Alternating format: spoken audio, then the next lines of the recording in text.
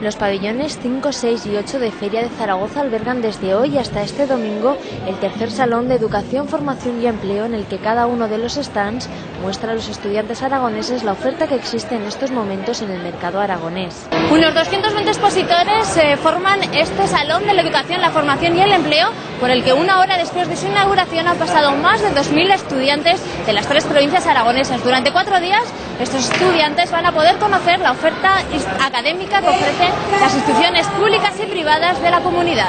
La consejera de Ciencias, Tecnología y Universidad, Ángela Bosch, ha sido la encargada de inaugurar este salón, que espera que se convierta en un referente educativo a nivel nacional. Aspiramos a que sea una feria que atraiga a los jóvenes que tienen curiosidad por saber de qué se componen sus estudios, pero también a las familias para que compartan esa decisión.